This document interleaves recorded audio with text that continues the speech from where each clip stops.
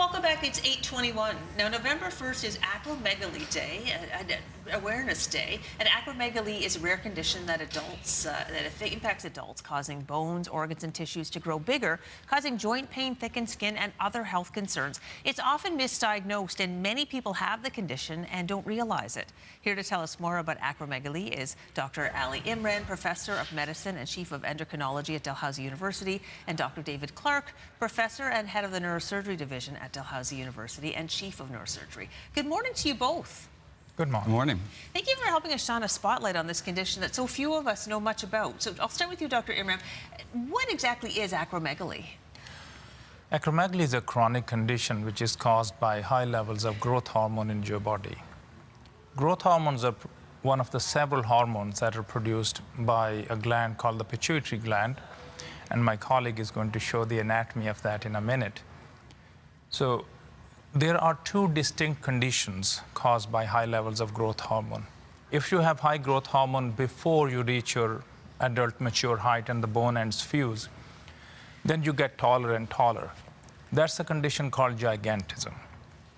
On the other hand, if you have high growth hormone levels after you have reached your mature height, that's a condition called acromegaly.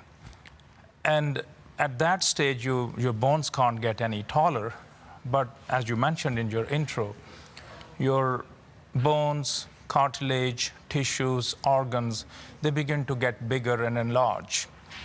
And that can cause several complications. That can lead to changes in your facial features. Your hands and feet will enlarge. It can cause trapments of your many nerves, arthritis, enlargement of organs like heart enlargement. It can also lead to certain types of cancers.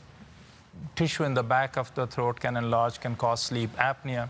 So it's a constellation of symptoms which really involve pretty much all systems of the body. So, Dr. Clark, I want to bring you in because you are a surgeon, and the issue is that a lot of people don't realize they have acromegaly, and that's why we're talking about it today. But if they do have it, especially if it's caught early, it can be treated. How do you treat it?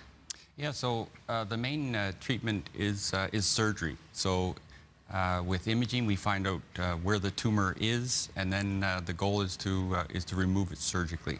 And you have brought it actually a model for us right now to kind of show you how it's done. I have.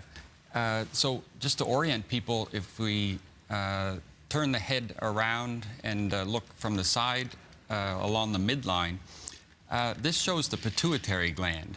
And this sits at the bottom of the brain, which is over top. And the pituitary gland is about this size, very tiny. And it controls all the hormones in the body.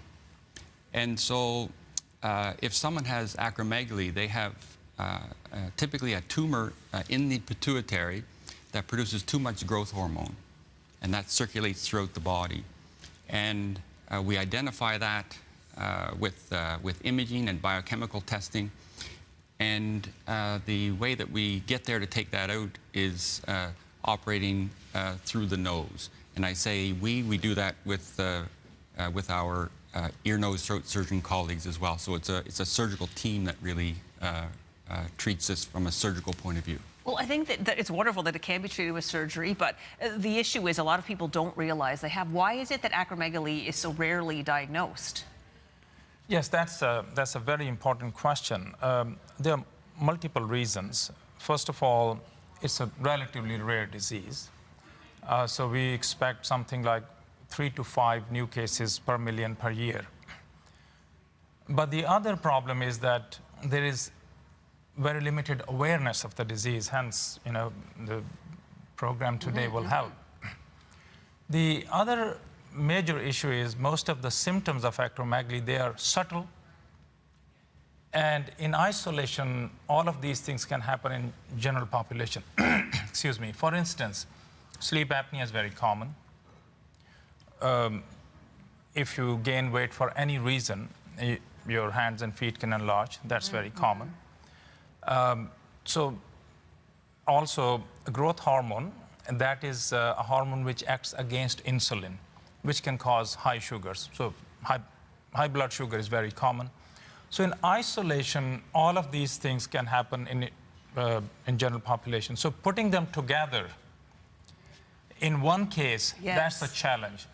So that is the reason it takes much longer in these individuals. And by that time, the disease is advanced and facial features, which also are very peculiar, they develop slowly over time. And by the time you begin to recognize these changes, the disease has been there for many, many years. So I'll give you the last word to you, Dr. Cluck. We're pretty much out of time, but if people wanted to find out more, if they think this might actually be what's going on with me, how do they get that information? Yeah, so, you know, what we do as a team by looking after these patients, we're really inspired by these patients. And the patients that we have treated have put together a support group, and they have a website. And if you search Atlantic Acromegaly Support Group, there is lots of information, video, and just great information that you can look at, and that may be relevant to you or to someone you know. And if you think that you or someone you know may have acromegaly, then that should be discussed with your family doctor. All right, that's the first step. Thank you both for coming in, shining a spotlight on this for us. We put a link to the acromegaly support group on our website in case you want to check that out. It is time to take a break. 8:28, you're watching Your Morning Atlantic.